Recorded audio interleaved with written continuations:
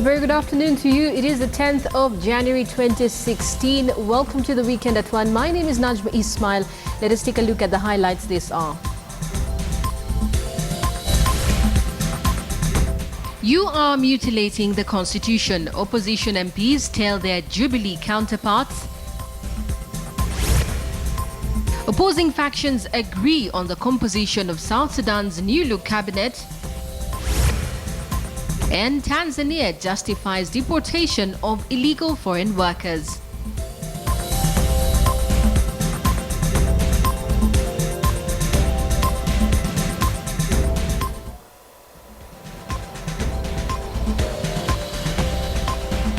Welcome to the Weekend at 1.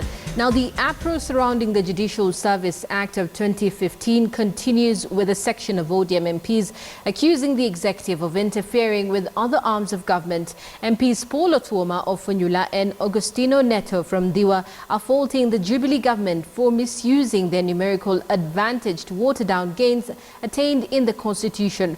They say under the current Constitution, Chief Justice is mandated to swear in the President, and powers by executive to appoint will undermine the judicial system. Of course, in a normal democracy, those laws should not stand because the Constitution should be supreme.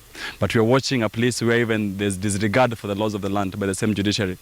I think that for the President to want to have powers in appointing a Chief Justice is in itself very draconian, because you know for a fact in election politics in Kenya, the Chief Justice is the one in charge of swearing in the presidency.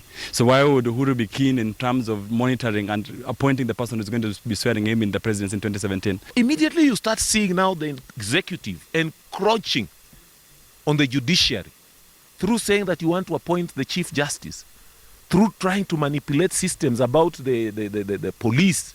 Then you start seeing all the reforms that Kenyans have been fighting for again.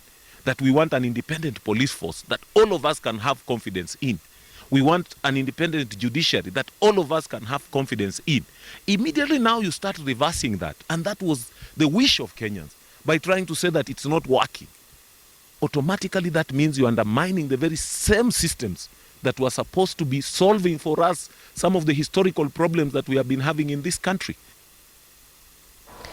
National Assembly's Majority Leader Aden Duale says it will not be possible to disband the current composition of the IEBC, saying their term and mandate is clearly stipulated in the Constitution. Duale says ODM claims that IEBC is partial while conducting its affairs is uncalled for, saying the opposition has already sensed defeat in the 2017 general election.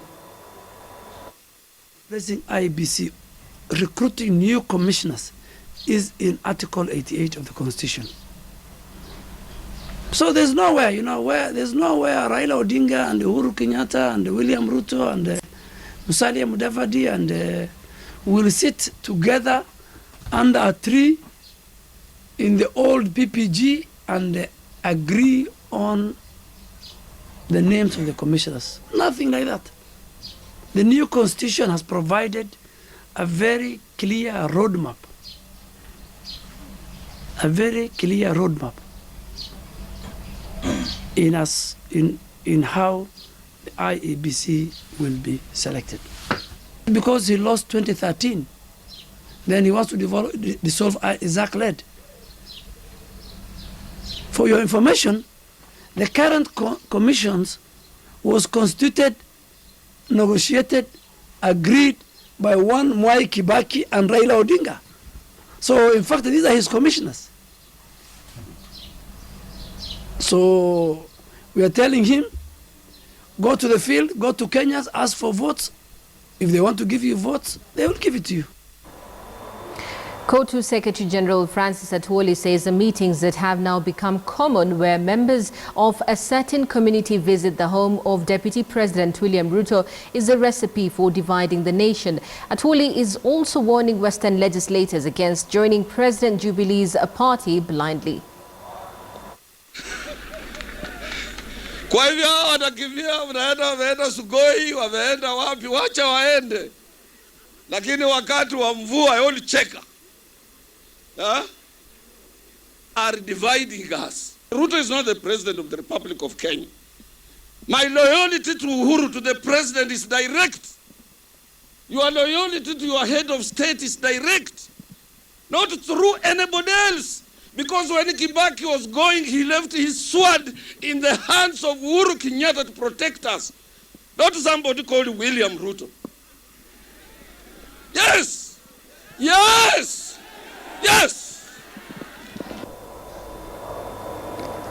Now, the Makueni Governor, Professor Kivutha Kibwana, has called upon the education sector to promote literature studies in schools to help shape the social welfare of the society. Speaking during the launch of a book authored by Makueni County Executive Committee member for Devolution and Public Service, Wambua Kawive, entitled The Regions Across River Kaiti, at Makueni Boys High School, Kibwana said that it is important to cultivate literature awareness among students for moral formation.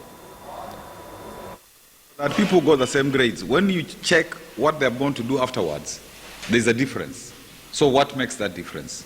Maybe their scores were the same.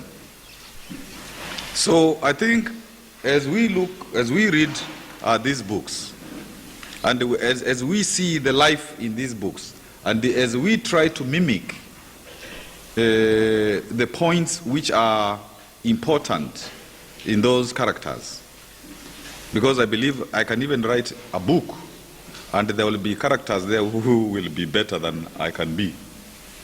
But if people mimic some of what is written, like in Kawive's book, it can help them, and particularly young people, because their minds are, it's easy to impress a young mind, and a young mind can draw from literature and so on.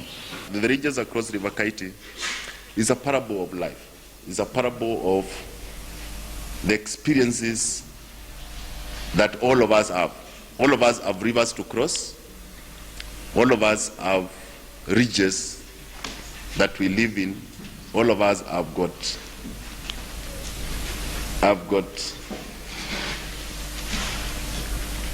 places where, when we cross the river, we go.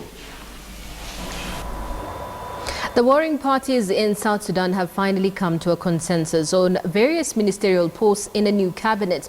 This marks a huge step in the formation of a joint transitional government where all parties will have a stake. Also in a move to bolster the reconciliation among the southern Sudanese people, President Riek Machar has apologized to his citizens for the 2-year-long civil war. The quest for peace in South Sudan has taken a bold step forward for the peace agreement signed in August 2015.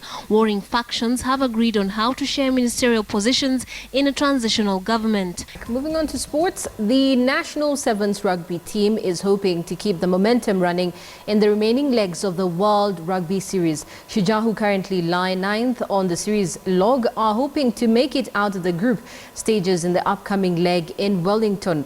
Now, Robinson paid Shujaa visit and files the following report. 2015 was a tumultuous year for the national sevens team in the World Series, with mixed results on the cards for Shujaa. The 2014-2015 series ended with Kenya finishing 13th on the log, but the tide turned towards the end of the year after Benjamin Ayimba took charge.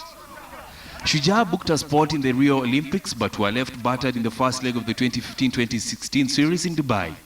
Benjamin Ayimba, however, rallied his troops in Cape Town Sevens, where Kenya collected 15 points after being knocked out in the main cup semis. With the team currently preparing for the third leg this year in Wellington, the head tactician hopes his charges will keep the momentum going. Remember, we are gunning for the Olympics, and this is part of the growth. So there's no any kind of pressure on us to try and do much better than what we did. Of course, the hard work that we're putting in is going to the result is going to be good performances. So. With some of the senior players who missed in the first 2 legs of the series back in camp, the tactician is looking forward to squad rotation as he seeks better results. I won't preempt who exactly, but changes will be there, and we're having full house of training every single day, so every single training day. So we expect to see the changes. Most of them will be more tactical than on-form players.